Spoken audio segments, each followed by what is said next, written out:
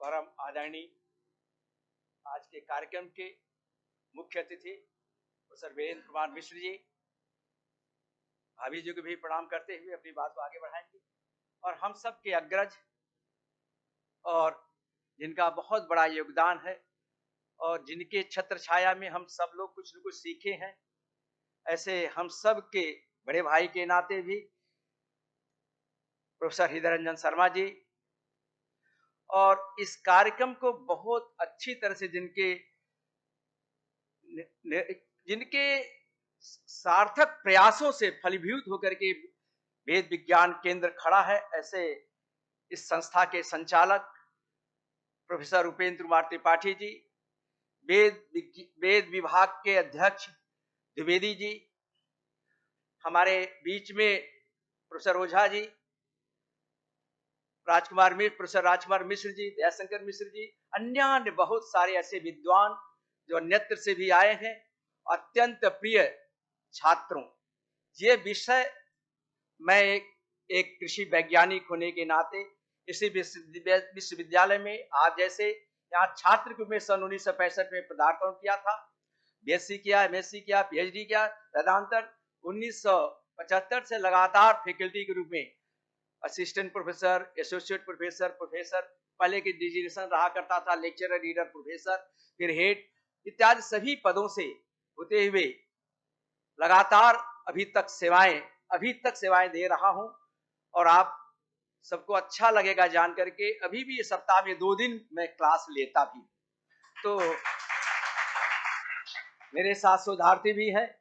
लेकिन ये विषय मैंने इसलिए चयन किया कि आपको भी कुछ अच्छा लगे, और उसी क्रम में मैं एक बात कहना चाहता हूं।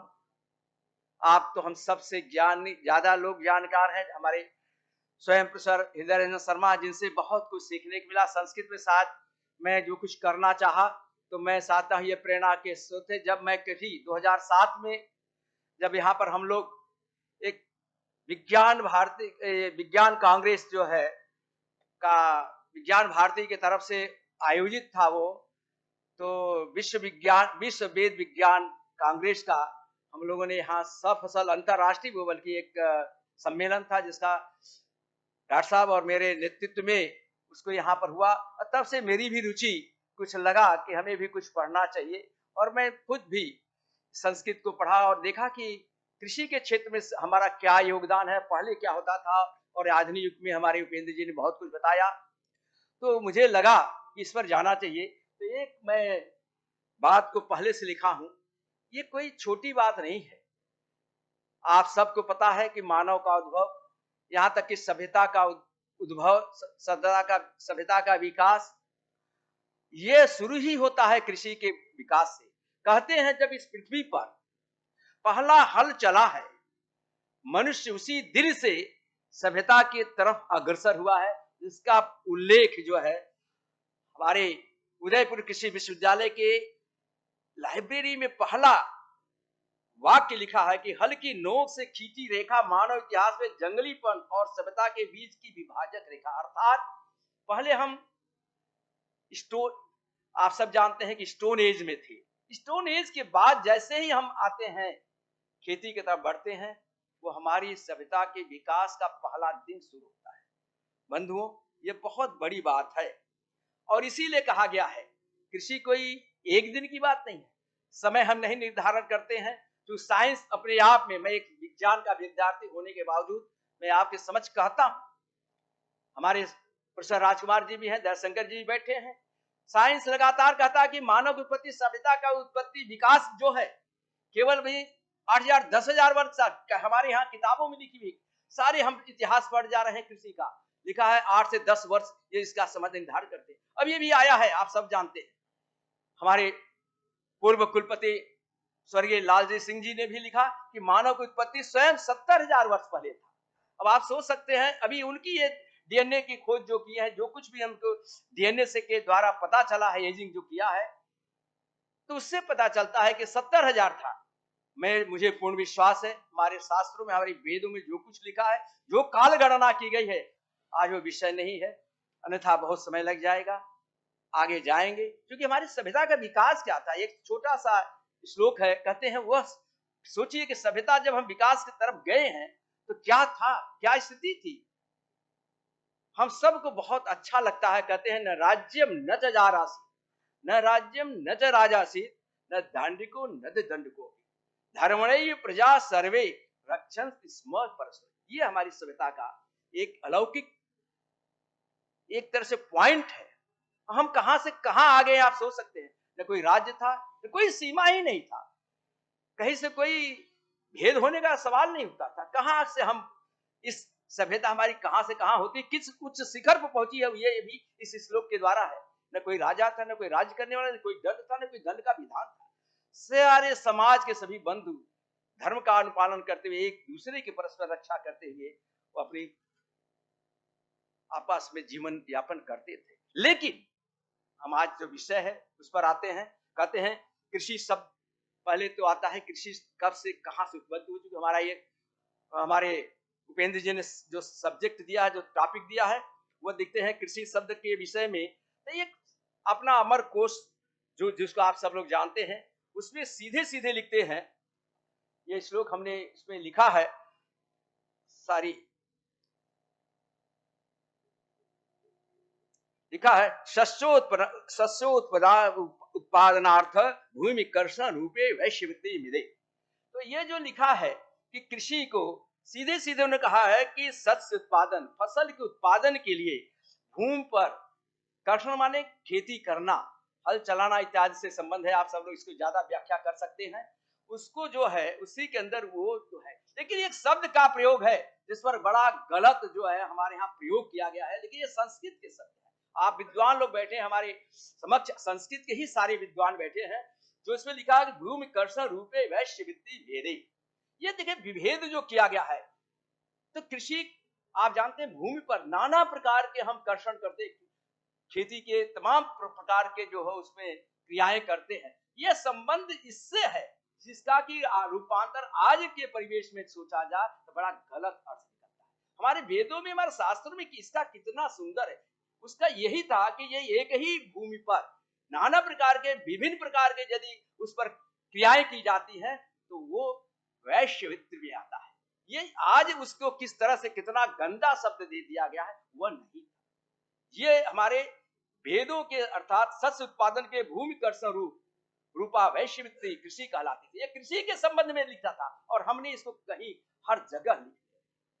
ये शब्द में आज आपके द्वारा आपके इस बीच में मैं कहना चाहता हूं बंधुओं, ये शब्दों का अर्थ, एक ही शब्द के अर्थ छोटा सा मैं जानता हूं, एक एक चीज जानता हूं। इवन मानस के चौपाई के ए शब्द का अंतर उसी चौपाई में भिन्न भिन्न बदल जाता है। यहां तक कि 24-24 अर्थ हैं जिसका लोग नहीं समझ पाते हैं, उसका अर्थ अलग अलग निकालते हैं। तो यहां पर केवल एक भूमि के कर्षण के लिए उपयुक्त है, सब जगह के लिए नहीं। लेकिन लोगों ने इसको कहां से कहां लिखता है। और इतना ही नहीं कहा है, फिर कहा कृषि शब्द कृषि विलेखने धातु से निर्मित है। अब आप सोच लीजिए कि उसी से अर्थ से निकाल करके ये भूमि कर्षण शब्द का प्रयोग, अर्थात भूमि पर जितनी भी क्रियाएं करते हैं। हम एग्रीकल्चर के साइंटिस्ट होने के नाते आप सब जानते हैं अनवरत साल भर नहीं, साल भर अनेकों सात हजारों वर्ष से हम कृषि पर इसी भूमि पर, जिसको कहा कि वो हमने तो उसको माता माना है। भूमि माता पुत्रो हम पृथ्वी, जैसा अभी उपेंद्र जी ने कहा। जब हम माता माने हैं तो शब्दों को क्या प्रयोग करते हैं इस पर भी हमें ध्यान देना है। ये केवल भूमि पर कर्षण मतलब खेती करने की विधि के बारे में ऐसा कहा गया है, न कि कहीं अन्यत्र प्रयोग करने के लिए गया है। आप सबसे अनुरोध है हम एक भी बात यदि करते हैं तो पूरा करें। लेकिन हम इसके बाद और भी बात आते हैं। आप सभी जानते हैं कि कृषि का उद्भव कैसे और कहां हुआ। तो आपको मैं बताना चाहूंगा कि ऋग्वेद का कथन कोई हमारा नहीं कथन, ये नेक्स्ट स्लाइड हमने लिखा है, बहुत जल्दी जल्दी कोशिश करूंगा जाने का।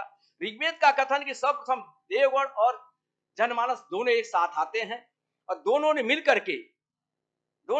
के सर्वप्रथम जंगलों की कटाई करते हैं और इसके बाद लकड़ियां इकट्ठा करके कुछ घास फूस इकट्ठा करके जला देते हैं और जो फिर जमीन को समतल करते हैं। ये वर्णन है। इस वर्णन के पीछे एक कहते हैं देवास आयन परम परसूर विप्रम वना विष्यंतो विन्नरायन् न न समुद्रम धरो ददतो वक्षणासु यत्रा कीपीट मन तद दहंती। अर्थात देखिए बड़ा साफ साफ कहा है कि ये सभी चीजें जो है हम बताएं आपको, कम से कम 100 से अधिक पूरी किताबें लिखी हुई हैं, कोई एक दो किताब नहीं, लेकिन ऋग्वेद और अथर्ववेद हमारे दो ऐसे वेद थे जिन दोनों वेदों को यदि आप पूरा अच्छी तरह से जानेंगे तो दोनों वेदों में कृषि के बारे में, कृषि के उद्भव के बारे में और कृषि के सारी जितनी भी प्रयोग हैं, हर प्रयोग यहां तक कि हल से लेकर के हल में जितने उसमें उसके अवयव कह सकते हैं, जितने पार्ट्स इसको अंग्रेजी में कहते हैं, सारे का वर्णन है और सारे के सारे वर्णों को लेकर के सारा पूरा हमारा वेद भरा पड़ा, ऋग्वेद और अथर्ववेद इससे भरा हुआ है। और यही कारण है कि हम एक एक छोटे छोटे विषय को लेंगे, क्योंकि पहले उद्भव कहाँ है, फिर हम उद्भव के बाद आएंगे कि हमारी खेती प्रक्रिया कैसे आगे आगे बढ़ती गई है। और जैसा हमारे उपेंद्र जी ने कहा कि हमारे समय, उस समय कि अन्न का उत्पादन में हम कितनी ध्यान देते थे, भूमि के शोधन से लेकर के अन्न के उपजाने में, बीज से लेकर के बीज के शोधन से लेकर के हम कैसे बोते थे और कैसे कैसे मंत्रों का हम एक तरह से आह्वान करके हम खेती करते थे, जो आज नहीं है। तो मैं कहना चाहूंगा कि दूसरे श्लोक में हम कहते हैं जहां पर कि कैसे कृषि का उद्भव हुआ है हम सभी लोग जानते हैं, और स्वयं मनु को यदि याद करते हैं, और स्वयं मनु के वंशज उन्हीं के खानदान में अंग प्रजापति हुए, जिनका विवाह की मृत्यु की मानस पुत्री सुनीता से हुआ था, और उन्हीं के पुत्र बेन हुआ, और उस बेन का जो पुत्र था वह राजा पृथ्वी। बेन तो हम सभी लोग जानते हैं, थोड़ा जैसे वैसे ही है, जैसे प्रहलाद और हिरण्याकश्यप की बात करते हैं वैसे ही बेन और पृथ्वी के बारे में बात किया जाता है। तो जो राजा पृथ्वी थे ये बहुत ही, जिसको कह सकते हैं अकल्पनीय राजा थे, मानव मात्र के कल्याण के लिए सारा देवगुण भरा हुआ था। इसलिए कभी कभी तो ये कहा जाता कि वो विष्णु के अंशावतार थे। इसलिए राजा पृथ्वी ने मानव कल्याण की सारी बातें की है। और ये भी कहा जाता, हमने लिखा भी है कि ऋग्वेद और अथर्ववेद से ज्ञात होता है कि राजा बेन का पुत्र राजा पृथ्वी कृषि विद्या का प्रथम आविष्कारक था। उन्होंने ही सारी की सारी चीजें, और उन्हीं के नाम पर पृथ्वी, इस भूमि का नाम पृथ्वी पड़ा है। पृथ्वी के नाम पर ही इस भूमि का नाम पृथ्वी पड़ा है। ये बहुत बड़ी चीज है, ये हमारे शास्त्र में मिलता है। जैसा कि हमने उदाहरण दिया है कि कहते हैं पृथ्वी याद व वैन्य, वैन का जो लड़का है पृथ्वी, उसी के नाम पर हम पृथ्वी को नाम याद। पृथ्वी जो है इसका आविष्कारक है, खेती का आविष्कारक है, कृषि का आविष्कारक है। और इससे भी उल्लेख होता है, दूसरा श्लोक भी बहुत आसानी से मिलता है, आप सभी देख सकते हैं, हमने दूसरा श्लोक भी लिखा है, तस्याम मनुवैर्वश्वते वत्स आसीत् पृथ्वी पात्राम ताम पृथ्वी बंध्यो देवकम ताम कृषि तस्यम चाधो। कृषि का विकास यहां से लिखा चाधो, कृषि का विद्यास इसी के खानदान पृथ्वी के अनुसार ही हुआ है। ये स्पष्ट उल्लेख जो है आप देखिए अथर्ववेद के नीचे रेफरेंस दिया गया है। हमने स्वयं अथर्ववेद तो नहीं पढ़ा, लेकिन अथर्ववेद से जिस पुस्तक में लिखा गया वहां से मैंने लिया है। इसलिए आप लोग तो ज्यादा विद्वान हैं, लेकिन ये सीधे सीधे कहता है कि कहाँ हम हैं और कहाँ हमें जाना चाहिए। और साथ साथ इतने ही नहीं कहा कि पृथ्वी ने इसको उत्पत्ति की और कैसे धीमे धीमे आगे बढ़े हैं, इसका भी बहुत सुंदर व्यापक वर्णन आता है। कृषि और अन्न के सभी मनुष्यों के जीवन निर्भर करता है, ये खुद लिखते हैं, स्वयं पृथ्वी लिखता है। और जो कि अथर्ववेद में वर्णन है, ते कृषिम च सस्यम च मनुष्य उपजीवत। आप देखिए सीधी बात कहते हैं कि विश्व में प्राचीनतम ग्रंथ ऋग्वेद में कृषि का गौरवपूर्ण उल्लेख मिलता है। दूसरा लिखते हैं कि अक्षरमा दिव्य कृषि कृषत्व वित्ते रमस्य बहुष्य मान्यम। तो अब कहते हैं अर्थात जुआ, और दूसरी में कहते हैं एक श्लोक और इसके बाद में आते हैं कि अर्थात जुआ मत खेलो, कृषि करो और सम्मान प्राप्त करो। एक और श्लोक कहते हैं कृषि धन्या कृषि मेधा जंतु नाम जीवनम कृषि, अर्थात कृषि संपत्ति है, मेधा प्रदान करती है और कृषि ही मानव जीवन का आधार है। तो ये बहुत बड़ी बात जो है हमारे ने स्टैब्लिश किया हुआ है। आगे भी बढ़ते हैं, उसको इतना ही नहीं कहा गया, कृषि कार्य गौरव का कार्य माना जाता था। इसके लिए इंद्र और पूषा संस्कृत में सूर्य को पूषा शब्द से संबोधित किया गया है। और इसमें कृषि के कार्य में पहले देवता गण को, मैंने पहले इस श्लोक में स्टार्ट किया था, देवता गण को पहले लाया गया और फिर जहां से जनमानस को लेकर के जंगलों की सफाई किया गया, ये पहले ही हमने स्टार्ट किया था वहां से। और यहाँ पे आपके देखें, और यहाँ पर पहले कृषि कार्य में किसको लगाया गया है, तो इंद्र और सूर्य। अर्थात हम जानते हैं कृषि में यदि पृथ्वी है, भूमि है, यदि वर्षा नहीं होगी और सूर्य का प्रकाश नहीं होगा, हम सभी वैज्ञानिक हैं यहाँ, सभी लोग जानते हैं सूर्य का प्रकाश नहीं है तो कोई भी वनस्पतियों का जीवन पॉसिबल ही नहीं। तो इसलिए देखिए कितने सुंदर ढंग से हमारे उसको लिंक करने की आवश्यकता है। इसलिए विज्ञान को और हमारे वेदों के एक एक वाक्य को लिंक करने की आवश्यकता है। तो कहते हैं इंद्र और सूर्य को लाया। इंद्र का अर्थात वर्षा, इंद्र का, वर्षा के देवता इंद्र माने जाते हैं। और इसलिए कहा कि वर्षा जो है और सूर्य को लाते हैं तब जाकर के खेती पॉसिबल है। ठीक है, वायु का उतना ही उद्देश्य है, आगे चलकर हम उसकी भी बात करेंगे कि वायु का भी कितना महत्व है। लेकिन ये बहुत बड़ी बात है, यदि इसको नहीं मानेंगे तो निश्चित रूप से खेती हो ही नहीं सकती। बिना बरसात के खेती नहीं हो सकती है, बिना सूर्य के खेती नहीं, तो कि सूर्य ही से उष्मा मिलेगा और उष्मा से सारे जीवन संचालित होते हैं। ये कितना सुंदर वर्णन हमारे वेदों में आया है। और उसी को आगे कहते हैं इंद्रम सीता निगृणात्, अर्थात अथर्ववेद वर्णन है कि विराट ब्रह्म, हम सभी जानते हैं कि विराट ब्रह्म जब मनुष्यों के पास पहुंचा तो उन्होंने उसे इरावती अन्न समृद्धि कहा। अर्थात ब्रह्म को भी हमने हर चीज में, हम तो आप सभी लोग तो वेदों के जानकार हैं, जब हम हर चीज में हम ब्रह्म खोजते हैं। यहां तक कि हम संघ के एक कार्यकर्ता होने के नाते कहते हैं कि ये एक एक शब्द हम एक भी, सभी चीज में हम ब्रह्म को देखते हैं। ऐसा कुछ भी नहीं है जिसमें हम ब्रह्म को नहीं। ब्रह्मार्पणम ब्रह्मवीर ब्रह्मैव ब्रह्मणावतम ब्रह्मैव तेन गंतव्यम ब्रह्म कर्म समाधि। हम सब एक एक बात को ब्रह्म के रूप में ही पूछते हैं, ब्रह्म के रूप में उसे ग्रहण भी करते हैं, ब्रह्म के रूप में उनको अर्पण। तो ब्रह्म हम हर चीज में देखते हैं। अर्थात ब्रह्म का वास किसी चीज में ऐसा नहीं कि जहां न हो। इसलिए हम अन्न को भी उत्पादन करने जाते हैं तो पहले ब्रह्म को आहूत करते हैं, और अन्न में भी हम ब्रह्म को देखते हैं। इसलिए हमेशा निश्चित रूप से यज्ञ के रूप में भी हम, यदि आप आगे आके हम बोलेंगे, आपने भी बताया है, जी ने उसकी व्याख्या की।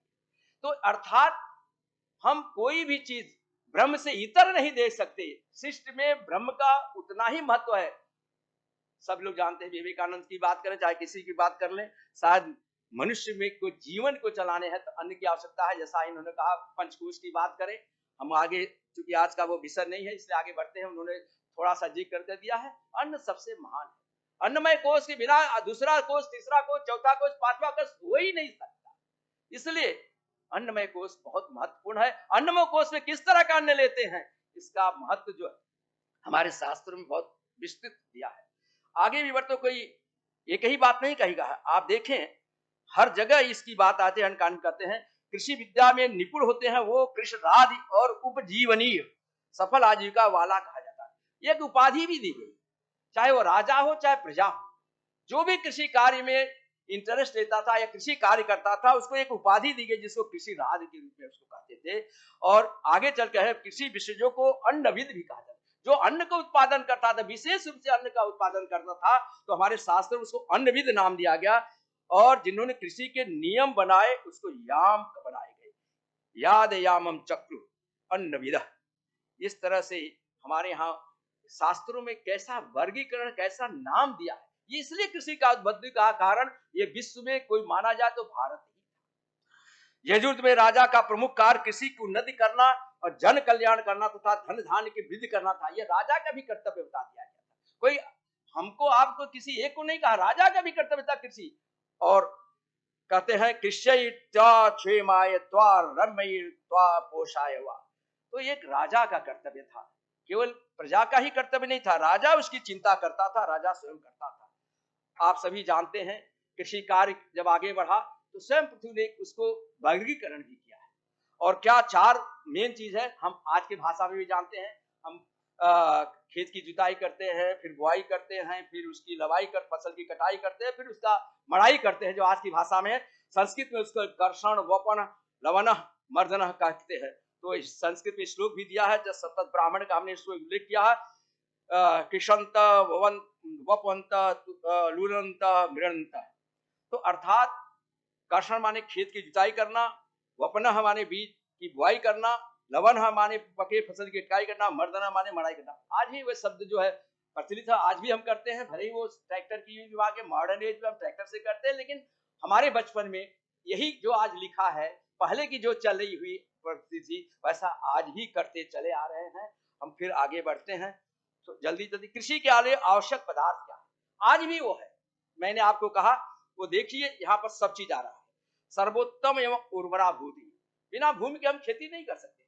आज अभी थोड़ी सी इन्होंने कहा, चूंकि उपेंद्र जी ने कहा कि हमारी भूमि की जो शक्ति है, क्यों हर भूमि नहीं, भूमि के अनेक प्रकार हैं। मैं तो एक एग्रीकल्चर साइंटिस्ट के नाते जानता हूं, सॉइल इतने तरह की होती है, सब में खेती के उपयोग नहीं होती। अब साइंटिस्ट जिसको बलुई भूमि कहते हैं, बलुई भूमि में खेती करेंगे कितना मिलेगा, लेकिन उसी जगह दोमट भूमि उससे थोड़ी अच्छी है, उसके ऊपर आ जाइए चिकनी भूमि जिसको कहते हैं क्ले सॉइल, तो वो उससे भी अच्छी है।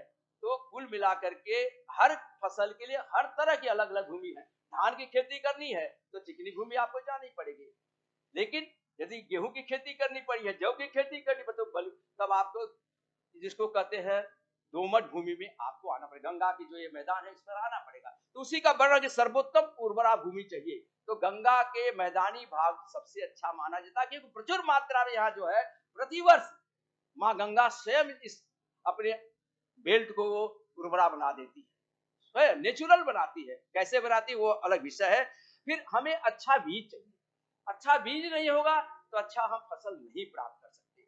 इसी तरह से धूप भी चाहिए, सूर्य, इसीलिए हमने कहा इंद्र सूर्य का बहुत महत्व है। दोनों बातें आई है, धूप भी चाहिए तो उसके लिए हमें सूर्य की आवश्यकता है, और इंद्र की बात जो कही तो जल की वर्षा जो हमारे 5वें लाइन पर, और वायु, वायु उतनी ही है, क्योंकि बिना ऑक्सीजन के किसी भी पौधे का, किसी भी मनुष्य का, किसी भी जीव का जीवन पॉसिबल नहीं थे। हमारे वेद पहले से कहे, कोई आज नहीं कहा है। फिर खाद, यदि हम खाद नहीं देते, उर्वरक नहीं देते हैं, तो वो कोई भी फसल अच्छी तरह से लेते हैं। उर्वरक कैसा होना चाहिए इसकी आगे वर्णन करते हैं, और इसके बाद भी थोड़ी बहुत कहीं न कहीं फसल सुरक्षा की बात करते हैं, हमारे वेदों में भी कहा गया है। नेक्स्ट में बहुत जल्दी बढ़ता हूं।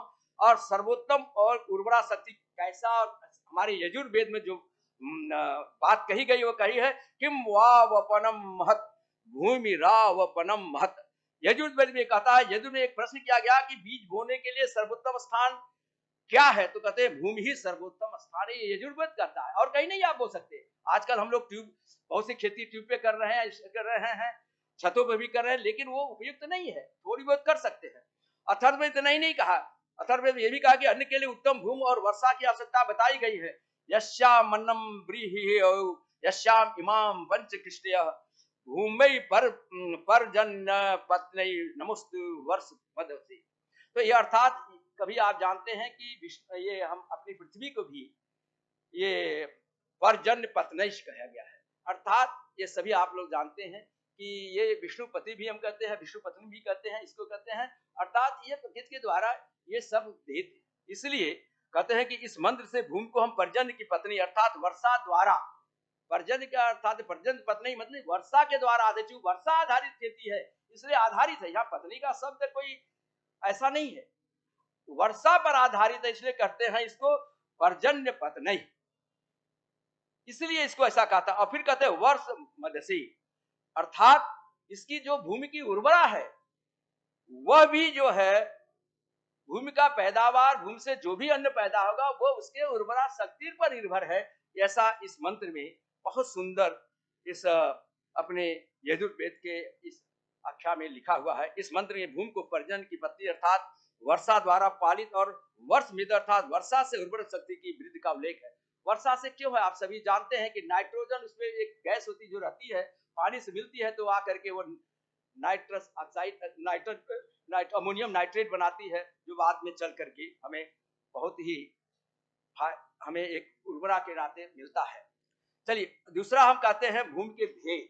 हम थोड़ी सी जल्दी जल्दी जाएंगे क्योंकि इस समय की अपनी बाध्यता है। उपजाऊ उर्वरा, इससे अन्न उत्पन्न से उर्वर ये कहते हैं। इसका आया है नमः उर्वराय, यजुर्वेद के श्लोक में आया है, इसलिए ये भी एक बहुत बड़ी भूमि के भेद में हमें खेती करने के लिए उर्वरा भूमि को ही लगना चाहिए। किसी भूमि पर खेती नहीं करना चाहिए। हमें ऊसर या क्षारीय भूमि इत्यादि पर खेती नहीं करना। इसके बाद में अलग भी आया है, जिस भूमि पर अन्न नहीं बोते उसे खल कहते हैं। खल खले ना पाषाण, खलिहान में रखे हुए अन्न को रवल्य कहते हैं। अर्थात जो ये खराब भूमि होती है वहां खलिहान बनाना चाहिए, उर्वरा भूमि पर खेती करनी चाहिए, जिसका हमारे वेदों में बहुत ही अच्छे ढंग से कहा गया है। आगे बढ़ते हैं। फिर उत्तम बीज की बात आती है, दूसरा बात आती है, ये तक खाली रही कि हमारे पास खेत का और उसकी कैसी होनी चाहिए। फिर कहते हैं उत्तम बीज कैसा होना चाहिए। सुसस्या कृषि विधि, भूमि के बचाव उत्तम बीज की आवश्यकता बताया गया है, जिससे उत्कृष्ट कृषि हो सके। अतः यजुर्वेद में कथन है कि उत्तम अन्नों को देने वाली कृषि करो। जैसा हमने कहा सुसस्या कृषि विधि। ऋग्वेद का कथन आगे भी है कि उत्कृष्ट अन्न के लिए उत्तम कोट का बीज होना चाहिए। अतएव किसान उत्तम बीज बोए। वपंतो बीज में धाना कृतम, ये ऋग्वेद कहता है, किसान को आदेश देता है। हमारे वेदों में किसान के लिए सारे के सारे जितने भी हो सकता है, सारे वेदों में आज्ञा के रूप में उनको उपाय बताए गए हैं, और उस उपायों का किसान हमेशा एक तरह से पहल करता था, उससे उसको फायदा मिलता था। बीज बोने के प्रकार कई हैं। बीज बोने के पहले भू परिष्कार आवश्यक है। भू परिष्कार ये बहुत सुंदर शब्द है, जो आज हम लोग भी कहते हैं। भूमि को कायदे से ढंग से उसमें खाद मिलाते हैं। पहले उसको खाद नहीं मिलाते, पहले तो उसकी जुताई करते हैं, उसमें कंकड़ पत्थर घास पात जो भी कुछ होता, अनावश्यक जितनी भी चीजें हैं, सबको निकाल करके समतल बनाते हैं। ये शब्द कहा गया है। कहते हैं कृते यौनो बपवते बीजम, उसके पहले सारा भूमि को सुंदर बना लीजिए। उसका अर्थ हमने ऊपर लिख दिया है। और दूसरा बात कहते हैं घृतेन सीता मधुनाम समज्जाताम ऊर्ज स्वत्रि प्यासा विप्न विप्नमाना। अर्थात यजुर्वेद में कहते हैं कि बीज बोने से पूर्व जुती हुई भूमि में खाद के रूप में घी दूध मधु का प्रयोग किया जाए, इससे भूमि की उर्वरा शक्ति बढ़ती। अर्थात देखिए ये बहुत बड़ी बात है। आज भी हम अपने किसानों को कहते हैं कि सब तो नहीं कर सकते, लेकिन सिंचाई के पानी के साथ थोड़ी सी ऐसी मात्रा देने कहते हैं। कुछ ऐसे हम लोगों ने बायो फर्टिलाइजर्स बनाए हैं, जिन बायो फर्टिलाइजर को अभी भी किसानों को हम बोलते हैं इसको दो। उस समय पॉपुलेशन कम थी, जनसंख्या कम थी, उसमें घी दूध बहुत होता था। आप सबको पता है कि हमारे देश में, यहाँ पर एक छोटा सा वर्णन करते हैं, 1850 तक और 1750 के बीच में आएंगे, बहुत समय हो जाएगा वहां नहीं जाते हैं। लेकिन एक किताब लिखी हुई है क्लेसेस ऑफ सिविलाइजेशन। क्लेसेस ऑफ सिविलाइजेशन की उस किताब में हमारे स्थिति क्या था कि हमारे देश में, हमारा देश एक कृषि प्रधान देश था, और कृषि प्रधान देश ही नहीं था, लेकिन ये कृषि और पशुपालन के साथ साथ व्यापार भी इसके साथ मिला हुआ था। और व्यापार भी कृषि पालन, गो कहते गो जो धन था, गोधन और कृषि धन पर आधारित जो है हमारा व्यापार था।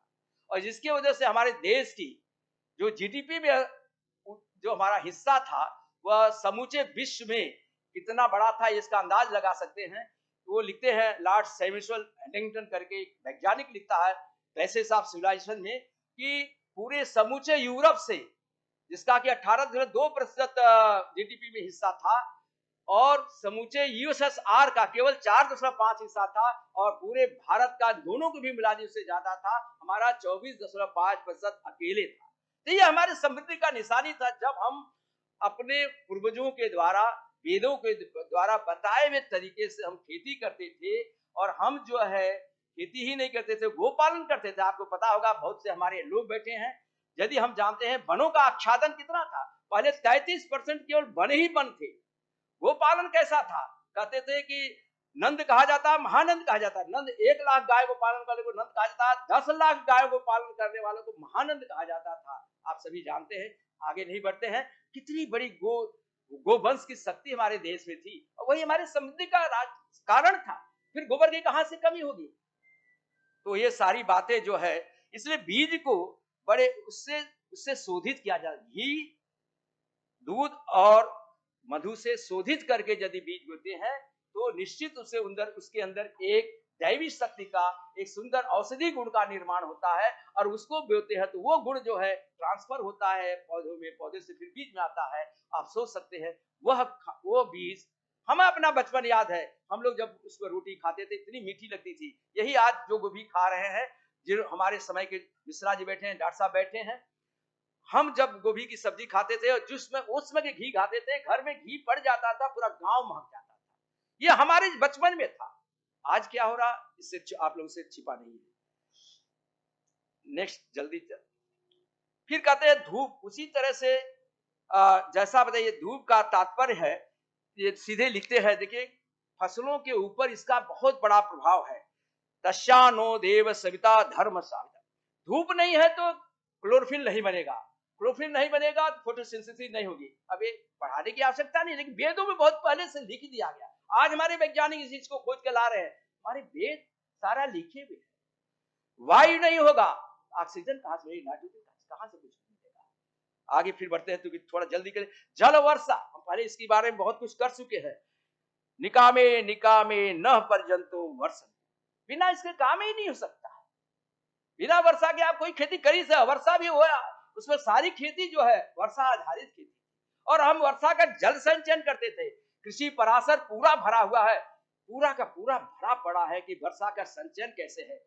आज समय नहीं है, अभी थोड़ी सी जानकारी देता हूं। पूरा भरा है कि कैसे, कैसा साइंटिफिक, क्या आकार होना चाहिए, क्या माप होना चाहिए, बावड़ी के क्या होना चाहिए, तालाब के क्या होना चाहिए, नहरों के क्या होना चाहिए, कैसा सुंदर व्याख्या हमारे वेदों में मिला है। आज उतनी साइंटिफिक हम आज नहीं है, हम बहुत डेवलप कर गए हैं। हम आगे फिर बढ़ते हैं। भूमि पर जन पंड्यो नमस्तु वर्ष, तो हम हमेशा बार बार उसका पूजन करते हैं, अब बात करते हैं। लास्ट में कहते हैं दृष्ट मूला कृषि सर्व सर्वा वृष्ट मूल च जीवनम तस्मा दादौ प्रयत्न वृष्ट ज्ञानम समाचरे। अर्थात वैदिक काल में भी वर्तमान में भी सिंचाई, जल संसाधन, जल स्रोतों का मूल स्रोत वर्षा जल ही था। अतः महर्षि पराशर ने इस श्लोक में माध्यम से यह बात स्पष्ट की थी। तो कोई आज की बात नहीं, हमारे यहाँ शुरू से रहा है वर्षा। अब देखिए जल संचयन की बात एक श्लोक के माध्यम से मैं आपके ध्यान आकर्षित करना चाहता हूं। हमारे वेदों कितना सुंदर जल संचयन की बात कहते हैं। क्या कहते हैं, वर्षा काले विशेष कुल दीनाम धातम तथा वाणी नाम दीर्घ काराणां च रक्षणम। जिस तरह से जैसे कहते हैं वर्षा काल में नहरों में, बाड़ियों में, दीर्घकालों में संरक्षण अत्यंत कल्याणकारी। जो भी वर्षा का काल, बंधुओं मैं एक वैज्ञानिक होने के नाते आज government of India soil conservation बहुत ज्यादा जोर दे रही है, और यहां तक कि वाटर शेड और वाटर पॉन्ड दोनों बना रही है। वर्षा का जल एक भी बूंद नदियों में से होता हुआ समुद्र की तरफ न चला जाए, इसको संरक्षित करिए। क्योंकि नदियों के जल में या वर्षा के जल में जो तत्व होते हैं वो फसलों के अमृत होते हैं। उसके हमारे किस तरह से हमारे शास्त्रों में वर्णन किया गया है, आज नहीं अनादिकाल, कम से कम हम ज्यादा नहीं कहें तो 5000 वर्ष पहले जैसा कहते हैं वेद लिखे गए हैं, तो उस समय ये लिखे गए। अब कब से वो उसका उपयोग हो रहा है हम नहीं जान सकते।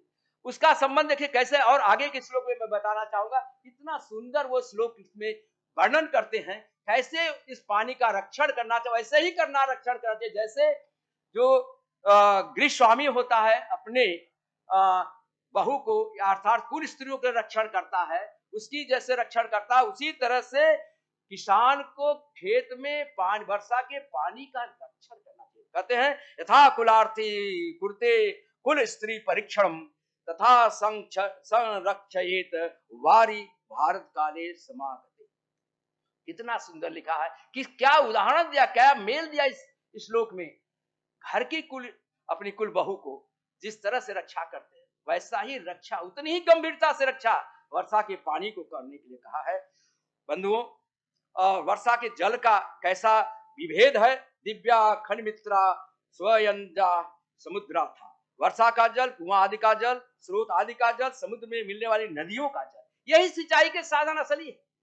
समुद्र के पानी से आप सिंचाई नहीं कर सकते, ये बात पक्का है, आप सब जानते हैं। समुद्र के पानी जब तक भाप नहीं बनेगा, फिर वाष्पीकरण के बाद फिर मेघ नहीं बनेगा, फिर वर्षा नहीं होगा, तब तक उसे सिंचाई नहीं कर सकते, क्योंकि नमक ही नमक होता है, पानी पीने लायक नहीं होता है, इसलिए करता है। सिंचाई के साधन जो पहले थे वो आज भी है, लेकिन अब थोड़ा रूप बदला है। वर्षा के जल से सिंचाई, नहरों की सिंचाई, नदियों से सिंचाई, तालाबों से जल की सिंचाई या कुआं सिंचाई, ये पहले भी था, हमारे बचपन में भी था। खाद उर्वरक के बारे में कहते हैं गोबर का खाद ही प्रमुखता में था, और इस गोबर के खाद के साथ साथ भी दही, दूध और मधु मिलाया जाता था। लिखते हैं तेनो व्यातु वार्य देवत्रा क्षेत्र साधस। इस मंत्र का कथन है उर्वरक के लिए क्षेत्र साधक शब्द का अर्थ है अर्थात क्षेत्र की उत्पादन बढ़ाने वाली शक्ति। और इस साधन बढ़ाने अर्थात जो भी कुछ हम खाद देते उर्वरक देते हैं अर्थात गोबर की जो खाद देते हैं उसमें क्या क्या प्रयोग होना चाहिए नेक्स्ट लाइन में लिखते हैं गोष्ठे करिष्णी। अर्थात जो खाद हम देते हैं उसको उपजाऊ बनाने के लिए उसको इसके लिए शब्द जो यूज है खाद के लिए करी सकन सकृत ब्रैकेट लिखा है गोबर शब्दों का प्रयोग हमारे ऋषियों ने किया है। और इसको कहते हैं इसको बनाने के लिए क्या करना चाहिए आगे लिखते हैं श्लोक में लिखते हैं घृतेन सीता मधुना समज्ञाताम पैसा विन्वमाना समवपामि समापा औषधि समोधयो रसेन। अर्थात इस जो इससे स्पष्ट है कि यदि आप चाहते हैं तो इस गोबर के खाद में घी दूध दही इत्यादि मिलाने पर डाल देते हैं उसका प्रयोग यदि खेत में करते हैं तो ये औषधि गुण को देता है और इससे हम एक तरह से सारी वह उर्वरा शक्ति करेंगे। अभी आ रहा है माइक्रो बैक्टीरिया भी आ रहे हैं ये सारी बातें जो है करते हैं छोटे में और बात को अपनी पूर्ण करेंगे। सुरक्षा सबके बाद बहुत अच्छी फसल हो जाएगी फसल काट भी लेंगे सब कुछ कर लेंगे लेकिन फलों को सुरक्षा के लिए एक बात हमारे यहाँ कहा गया है कि फलवत्योन औषधीय पंचत्यात् अर्थात बहुत साफ कहा गया है कृषि उत्पादन ठीक होगा तभी जब उसके सुरक्षा का उत्तम उपाय होगा और उत्तम उपाय तभी होगा जब उस पर ध्यान देंगे। और ध्यान देने में कहा गया है एक बहुत बड़ी बात है और कोई नहीं उसमें तीन चीज का ये सु प्रसु सीर और लय ये यजुर्वेद 4 शब्दों से कृषि के प्रक्रिया को स्पष्ट किया गया है। अर्थात सु का अर्थ है उत्पादन की क्षमता बढ़ाने वाला उत्तम बीज प्रसु का अर्थ है प्रसव उत्पादन और फलयुक्त धान्य अर्थात में जो उत्पादन होता है और सीर का अर्थ है हल अर्थात हल के प्रयोग उत्पन्न करने वाले धान्य लय का अर्थ है उत्तम बीज उत्तम खाद फसल वृद्धि औसत। इसमें एक चीज और बहुत बढ़िया है जैसा कि हमने अभी शुरू में कहा ये बताते हैं हमें शुरू चाहिए कि जो हल भी थे देखिए आज के हल जैसा नहीं था आज तो ट्रैक्टर है लेकिन हमारे बचपन में जो हल थे उसको वही हल उस समय भी था तो उसमें भी हल का वर्गीकरण किया हल के लिए जो लांगन और सीर शब्द का प्रयोग भी होता है कहीं कहीं सीता कहते हैं फाल भी कहते हैं उसके नुकीले भाग को कहते हैं ईशा युग वरत्रा हल में जो लंबी लकड़ी लगी रहती है जिसको हम लोग हलस कहते हैं कभी कभी जो लोग देखे होंगे आज के बच्चे देखेंगे नहीं देखे पता नहीं हलस एक लगती है लंबी उसको लोग गाँव में हरीश भी कहते हैं तो वो हरीश भी लगी रहती है फिर उसके साथ वो हलस लगता है मुठिया लगता है सब लगता है जिसमें फिर फाल लगता है उससे खेती की जाती है हल कहते हैं उसको। और इतना था कि जो बैलों के कंधों में डाला जाता है उसको जुआ कहते थे यहाँ भी उसी को जुआ ही कहा गया युग संस्कृत तो युग कहते थे और हरा से जुओं को मिलाकर एक रस्सी होती थी उसे बरत्ता कहते थे बाधा। ये सारी वर्णन हमारे शास्त्रों में एक एक चीज का किया गया है और ऐसे ही धीरे धीरे विकास करते हुए जाते हैं। और लास्ट में मैं आता हूं कि यहाँ तक कि जो हलवाहा अपने बैलों को नियंत्रित करने के लिए जो एक छोटा सा पैना या रस्सी का यूज करता था उसको अष्ट्रा कहते थे। कितना सूक्ष्म वर्णन है हमारे शास्त्रों में। और लास्ट में मैं एक चीज और आऊंगा कि बैल जो मुख्य था खेती का कारक था जो आज बैल बेकार पड़े हैं उस समय बैल मुख्य कारक था और 2 बैलों से एक हल चलते थे। और इसी तरह से कोई छोटा मोटा नहीं था ये आप जान लीजिए कि 6, 8, 12 और 24 बैल तक के हल बनते थे मतलब ऐसे ऐसे जुए थे इतने बड़े थे एक साथ हमारे पास जितनी बड़ी खेती और जितना जो लोग बैल रखते थे उतने ही समृद्धशाली माने जाते थे और कहते थे इतने जोड़ी की खेती इनके यहाँ होती थी और एक साथ 24 बैलों तक की नाद करके जुए में हम लोग खेती करते थे पहले के हमारे यहाँ इसका वर्णन हमारे शास्त्रों में मिलता है। बंधुओं इसके लिए बहुत से श्लोक अथर्ववेद में दिए गए हैं सबका वर्णन करना यहाँ नहीं है और इसलिए कहा जाता है विद्वान लोग सुख प्राप्त के लिए हलों को जोतते थे और जुओं को पृथक बांधते थे अलग अलग फिर करते थे सीरा जुत रंजी को युग पृथक धीरो देवेशी अर्थात उसको अलग अलग रखना चाहिए कभी बात का नहीं रखना चाहिए और करते भी थे हमारे बचपन में आप सब लोग जानते हैं। अब हम आगे बढ़ते हैं क्योंकि समय की अपनी चीता है। एक बात यहाँ करके फिर आगे बढ़ जाएंगे। इंद्रवृष्टि के द्वारा जुती हुई भूमि को पुष्ट करे और सूर्य ये हम सब करने के बाद भी भगवान से प्रार्थना करते थे। क्या प्रार्थना करते थे इंद्र सीताम निगृह्णातु ताम उषा भी रक्षतु सा न पयस्वती दुहाम पुत्रा मुत्राम सगम, अर्थात भगवान से हम प्रार्थना करते हैं कि अच्छी इंद्र भगवान अच्छी वृष्टि दें, हमारे द्वारा जो जुती हुई भूमि है उसको पुष्ट करें, और सूर्य जो है उसकी रक्षा करें, ताकि कोई कीड़े मकोड़े, सूर्य की यदि किरण बहुत अच्छी होगी तो कोई कीड़े मकोड़े नहीं होते हैं, ये हम सब का अनुभव है। यदि थोड़ा सा बदली होती है तो तुरंत सरसों के खेत में माहो आ जाता है, गेहूं में इत्यादि में माहो लग जाता है, तमाम तरह की बीमारियां जो है सूर्य केवल बदली आने से रहती है। सूर्य का अच्छा किरण हो कभी भी कोई कीटाणु नहीं आते हैं, और आ भी गया है तो वो दूर हो जाता है। इसलिए कहते हैं हल की फाल भूमि को में, और भगवान से फिर प्रार्थना करते हैं हल की फाल भूमि को सरलता से खोदे, किसान बैलों के पीछे चले, हवि से प्रसन्न होकर वायु और सूर्य, जैसा आपने कहा हम लोग पहले अभी भी बहुत से शोध हो रहे हैं, आज समय फिर कर रहा हूं नहीं है, मैं बताता कि इसमें अग्निहोत्र से, इसमें पूरे विश्व में इसका एक बहुत बड़ा प्रयोग चल रहा है, हमारे देश में चल रहा है। अभी मैं अखिल भारतीय किसान संघ के द्वारा आयोजित एक गोष्ठी थी जिसमें मैं भाग गया, अगले साल भी था, और उसमें जो है अग्निहोत्र पर बहुत ज्यादा चल रहा कार्य, और कोने कोने से अग्निहोत्र के माध्यम से फसलों पर क्या सकारात्मक प्रभाव पड़ रहा है इस पर हुआ, और 10 से 15% तक जो है अग्निहोत्र से उपज बढ़ रही है। ये धीमे धीमे यह प्रूफ हो रहा है, और फलों पर बहुत ज्यादा इसका प्रभाव है। एक छोटा सा श्लोक और मैं बताऊं, मैं जाऊंगा क्योंकि चलिए सब तो सब प्रार्थना ही है। कौटिल्य ने एक चीज कहा है जो बहुत महत्वपूर्ण है, मैं वहां पर आ जाना चाहता हूं। देखिए एक बहुत बड़ी बात कहा है फसल सुरक्षा के बारे में कौटिल्य ने, हमने कौटिल्य अर्थशास्त्र या कौटिल्य कृषि से भी कुछ चीज लिया है। वो कहते हैं कि सांप की कचली और बिनौले के एक साथ मिलाकर यदि आप धुआं जला दे, किसी भी प्रकार का इस धुएं से कोई भी सांप आसपास नहीं आता है। ये हम सबके जानने वाली बात है, ये चाणक्य के उस कृषि नीति में लिखी। तो ये बहुत बड़ी बात है, और इतना ही नहीं, अनेक प्रकार के धुओं को खेत के पास जला देने से जो है बहुत से नाना प्रकार के कीट पतंग से छुटकारा मिल जाती है। इस तरह से हमारे यहाँ वर्णन है, और कृषि और यज्ञ का संबंध तो भगवान और जैसे कहते हैं यज्ञ वही विष्णु, भगवान विष्णु को आह्वान पूजा करने के बराबर इसकी संज्ञा दी गई है। बंधुओं, अब मैं यही कह सकता हूं कि समय को देखते हुए मैं अपनी वाणी को विराम देता हूं, मुझे एक कार्यक्रम में 6 बजे ही पहुंचना था, लेकिन अभी बात हमारे पास तो बहुत सी करने की था, और अभी जो बहुत सी थी, जैसे कहा अभी हमारे उपेंद्र जी ने कई संस्कृत में क्या क्या किसको क्या, जैसे धान को व्रीहि कहा जाता है, जौ को यव कहा जाता है, माश माने उड़द, तिल माने तिल से तिलहन आया है। एक श्लोक अंत में मैं कहकर के अपनी बात नहीं पूरा करता हूँ, बात हमने अभी स्लाइड भी बहुत सी चीजें थी लेकिन नहीं कह पा रहा हूँ, समय बहुत हो गया है। एक कहते हैं आप जानिए, तेल खाने के लिए नहीं बना है, तेल केवल केवल मालिश के लिए बना है। बंधुओं ये कोई नहीं जानता, तिल का तेल दवाओं के लिए बना है, मालिश का खाने के लिए नहीं बना है। कहते हैं हमारे यहाँ अन्नाद 10 गुणम माश, माश 10 गुणम पिवह, पिवह 10 गुणम घृतम, घृतम 10 गुणम मांस, मांस 10 गुणम तैलम मर्दुने नतु भोजने।